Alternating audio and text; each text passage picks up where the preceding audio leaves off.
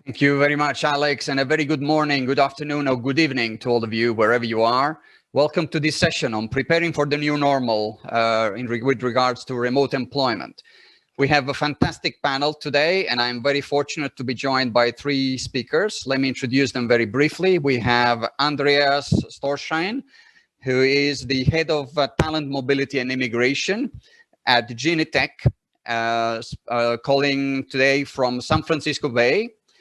We have Tracy Peach, who is the content lead for cross-border workforce at Bayer, calling from Germany, and Marife Alvarez, who is the client service manager for international mobility at BP, calling from Houston in Texas. So very warm welcome to all the panelists for today. Great. Let me get straight into this topic of remote employment. And I would like to ask perhaps all of you just very briefly your perspective. Is it something that is going to stay with us, do you think? Or is it something that is going to blow away once the pandemic situation gets better? Andreas, so what's your perspective, your prediction? My prediction, I think, is going to stay. Maybe not in an extreme, so it's not all or nothing. I think it's just another dimension that we in mobility will have to live with or deal with in the future, just to offer more flexibility and another choice. And it's more individualization, meeting the people where they're at and what's needed. And as soon as we have also added benefits for the business that we can gain through added flexibility, I think it's going to stay. Wonderful. Thank you. Tracy, what do you think? I very much agree. I think that the idea of virtual working, of cross-border working, is here to stay. I sort of always have this metaphor, this vision in my mind of, we've experienced such a radical change of the landscape. There's not a way we can or should go back. We've seen digital changes, we've seen cultural shifts, and we may be at the beginning of those journeys, but I don't think there's a turning back point now. Thank you, Tracy. Marife, what's your perspective, just to get started on the conversation? Yes, no, I think that as Tracy and Andreas says, this is here to stay. I think that it's actually it was an eye-opening for the companies and also for the employees, having the opportunity to have more flexibility, and also offering that can actually lead to attract more great talents to the companies. Great. So it is here to stay. Wonderful. Thank you for sharing your perspective. And so let's deep dive a little bit into your respective organizations. Has your organization embraced this concept of virtual assignments? Are they actually planning to implement or try to implement this remote employment? And if so, what is the expectation? What are the expected benefits? What are the business drivers for doing so? Any volunteers? Anyone who is probably has already experience a clear direction from the organization one way or another, either in favor or against this idea of remote employment? Tracy, it looks like you have some insights you want to share. Sure, happy to share. So I would say yes. At Bayer, we've really embraced remote working, certainly domestically and from a cross-border perspective. But I would say it was a cautious embrace. So we weren't a company who, in a very splashy way, immediately, put out there that anyone can work from anywhere. But very quickly, I think the business, we had a lot of requests from the business to really embrace this, to try to find ways. I think there was an immediate recognition that this is the key to find and enable niche talent, to find those sort of key areas where we had been very pressed to get people in. So I think there was a very quick awareness, a very quick and overwhelming response, more than we could really even process within the various teams we set up to look at it. So it can very quickly catch on, isn't it, as a concept? That's what I'm hearing. Is that correct? Yeah. And Andreas, did you have a similar experience in your organization, or different? Absolutely. I mean, after the initial, oh my gosh, what are we doing now? Now the emergency fire drills, after they were over, there was the idea of how do we continue now that everybody's kind of working remotely, except for maybe business continuity on-site staff for business critical roles that had to be in labs, that had to be on-site, even throughout the pandemic.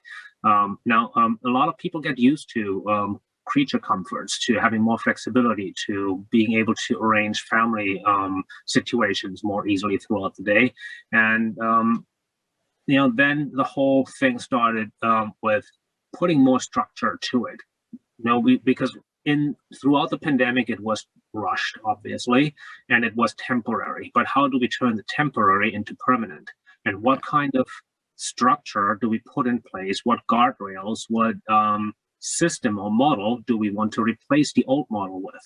And then some structured thought went into it by embracing both sides, having still a strong commitment to the campus itself, because the campus is where people meet, where innovation is bred, where the culture is housed, but then also take advantage of all of the other sides for having more of a remote workforce. And that would be having access to talent pool, bringing the job to the people instead of the people to the jobs. That means more flexibility on where work can be performed and deciding which jobs are actually location agnostic. And then providing this flexibility also would further and drive more D&I initiatives and, really hit on a lot of big topic agenda items that were front and center anyways, and we can now facilitate that, of course, in a structured and risk mitigated way.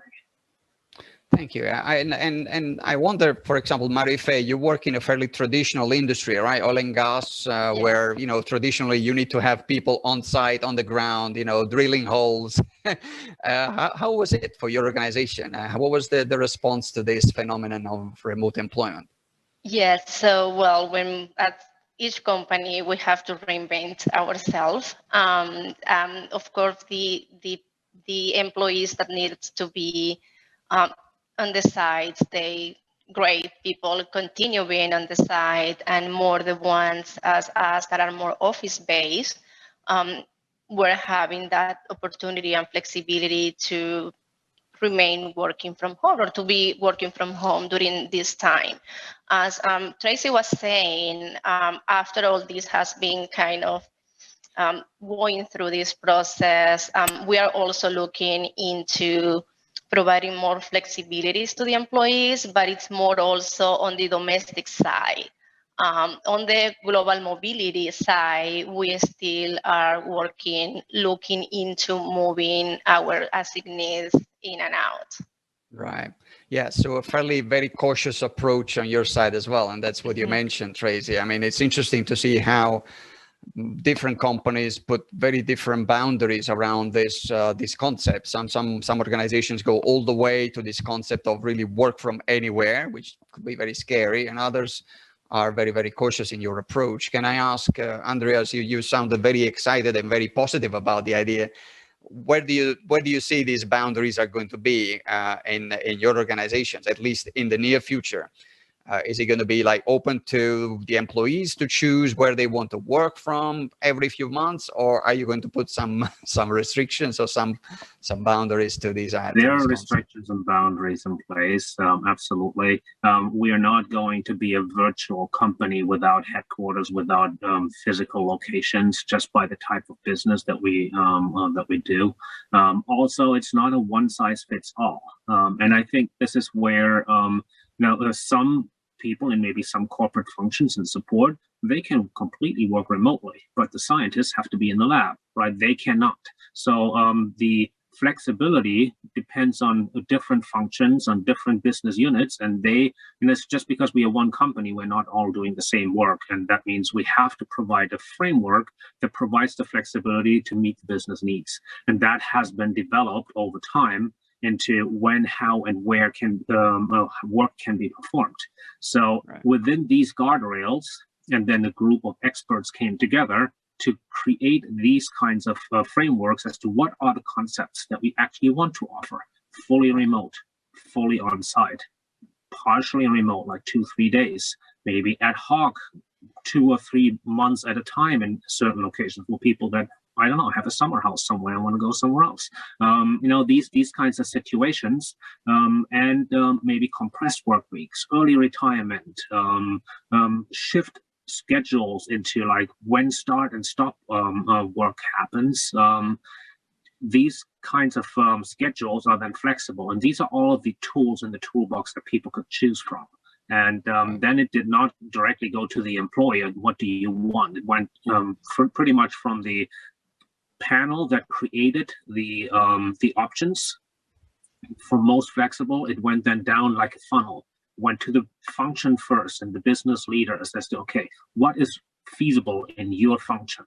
And then it goes down to the team level, and eventually it goes down to the individual level. So this is how it filters down. So yes, the employee will still have flexibility based on manager discussions and individual work arrangements that can be set up. But by the time it gets to the employee, it has already gone through the bigger filters to make sure that the options provided are actually working in line with business needs. Right, great. And Tracy, do you have similar boundaries in your organization, or planning to?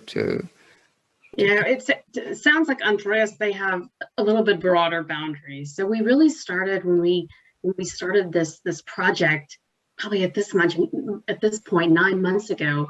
We did start by looking at what's outside of the circle. What can we not support? And to be quite honest, in that process, was really helpful to really sort of filter through. And so, for example, Bayer has pretty clearly said we will not allow employees to, of course, simply pick up their employment, pick up their contract, and go sit on a beach somewhere or go work.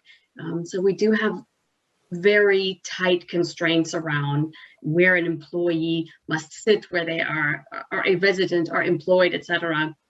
And for the most part, we launched a pilot 4 months ago, a pilot program. And at this point, we're really only focusing on, like I said, niche talent, very business critical talent that we couldn't bring in perhaps in a domestic way, or we are to a certain extent cannibalizing our classic mobility population. To a certain extent, those who would have perhaps gone on a long-term assignment may go on a combination of a short-term assignment and then work virtual with that role.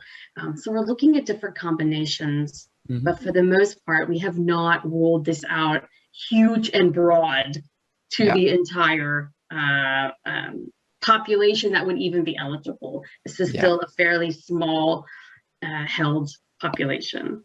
Yeah, and that's fascinating to see how, each company has its own vision, but also its own objectives. I see companies that look at this purely as an employee engagement exercise. And so the focus is very much in giving the employee as much choice as possible. Whereas others are strictly, business driven. It must make sense for the business and is very restricted and must be justified in terms of economics, right? And so that's interesting. But then there are the challenges, the challenges and the concerns. And Marife, perhaps, I don't know if you can help us understand within your organization, did you come across, concerns or worries or challenges that kind of led the organization perhaps to be particularly cautious and particularly selective in the way that they apply this remote employment concept within BP?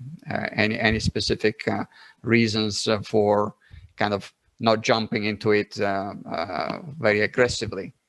Yes, I think that there are several things that we have to be mindful when talking about the remote working, especially in the US, where we have, for example, a tax situation.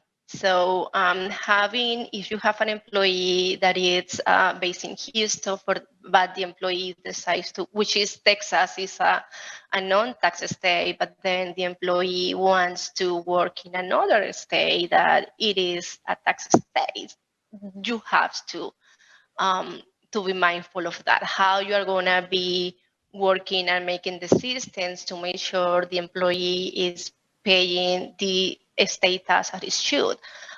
If you have an employee that wants to work in a place where BP is not registered in that state, how do we do? So it's like having the mind that there may be corporate tax issues for the company. So those things are important for any companies to be mindful and aware of.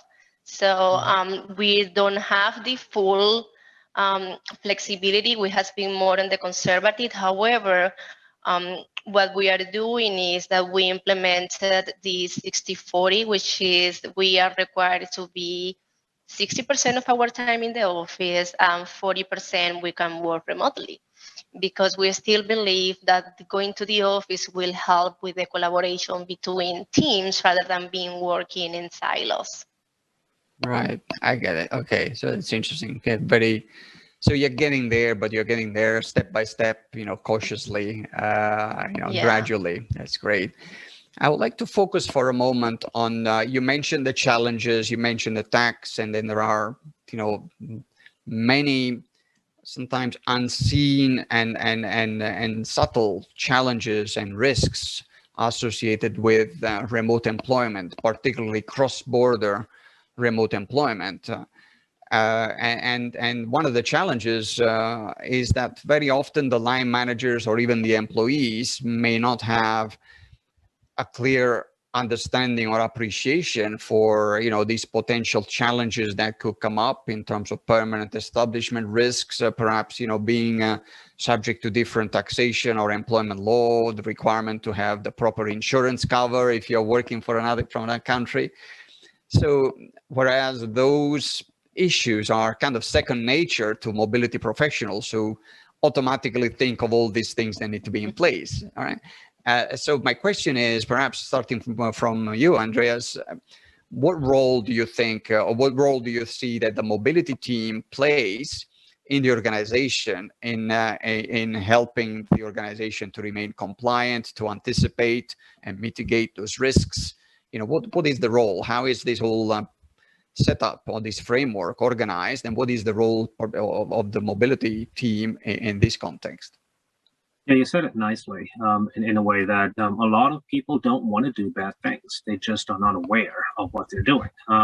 They're just because that's not their specialty and not their area, right? Employees nor managers fully appreciate the complexity involved in all of the compliance risks, and even we as mobility experts still get stuck somewhere because there are just so many different dimensions to be considered.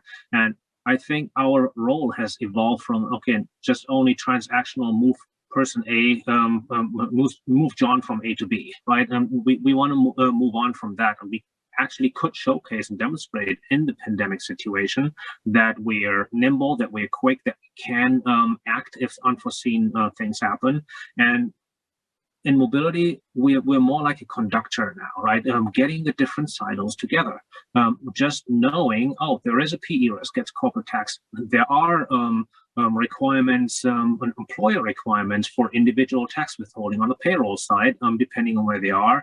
Let's get payroll in. There may be employment law situations where, certain or general HR benefit situations where maybe the vacation rules are different or the insurance coverage doesn't cover anymore and these kinds of things. So let's get the benefits person in. And now we have just created the panel that actually can discuss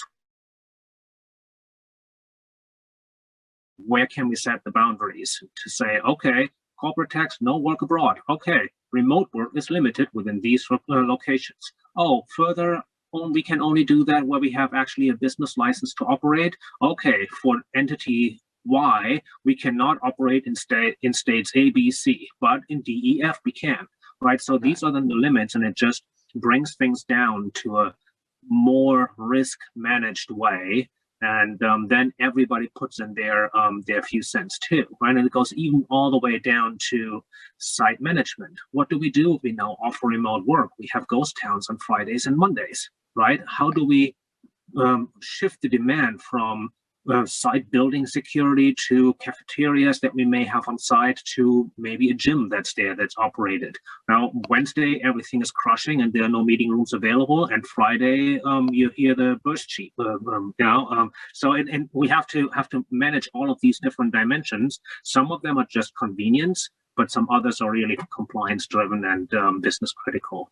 And I think mobility can be in the middle and get all of these different stakeholders together, because we have been historically always been the stepchild of having to try to integrate with this with the functions, right? With the we have a few special cases for payroll. Payroll runs operations for 10,000 people, and we say, oh yes, but for those 100 expats, please do something different. So we are used to this kind of setup, to always telling them there's something new we need to do, and we always had to try to build new bridges. And I think building new bridges is what's needed now.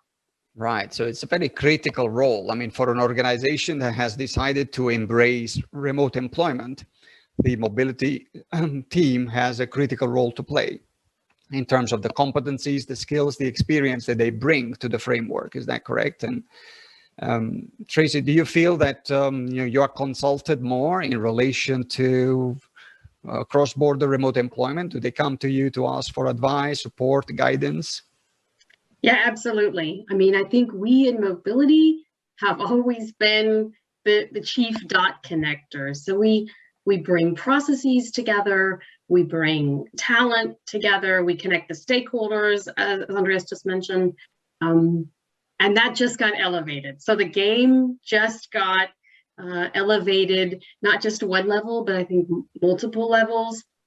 And I think it's a really cool opportunity right now to really pivot. There's lots of upskilling opportunity. So as Andreas just rattled through those very complex topics, I think in mobility, our task now is to turn that into something digestible and understandable, so that the managers, the other enabling functions, whoever's in that chain of the dots you've been connecting, there's so much upskilling that now needs to happen in all these areas, processes that need to be looked at. And I think that it's an exciting space now for mobility but I think we're really well positioned. If we step up to that, we're well positioned to take that on. Yeah, absolutely. And going back to your industry, Marife, I mean, clearly it's an industry that has been always, by its very nature, cross-border, international. You cannot be in the oil and gas business without, recognizing the importance of, mobility and the skills of the mobility professionals. So do you envisage that over time, perhaps even within your industry space, the role of the mobility professional will expand to have to encompass also the remote employment, the virtual assignment? Do you see that will also happen in your industry space, which has been a lot more traditional in terms of physically moving people? Yeah, and I don't see on the near future that we are going to be moving to virtual assignments. I don't see that. I think that for the near future, we will continue doing what we do best, which is moving people around. And piggyback on what Tracy and Andreas was talking about, that global mobility, we are like the connectors, because the experience we have is, for the nature of our role, we have been always working with the different businesses globally. Right. So we do know how things may work in country A or in country B. It's like, and so we are seeing as the experts of matters when it comes to talking about different countries. Like here in the US, if someone has a questions about Azerbaijan, for example, then let's contact the global mobility team. Each case they have, if they have a situation with the US in Singapore, let's contact the mobility team, because we may not know all the answers, but for sure we will know how to redirect them. Yeah, absolutely. And you know what questions to ask. Sometimes you don't need to know the answers, but you need to know the questions that you need to Yes. ask and do them. All right. So that's the important thing. All right. Wonderful. Thank you so much. And then we have probably a few minutes left. I would like to move on to implementation challenges. You know, Andreas, it sounds as if you've gone a long way, but it's always a good idea to, you know, go back and reflect on some of the challenges that you may have had to overcome to get where you are today. Can you share with us whether there were any implementation challenges and what were the key ones that you came across?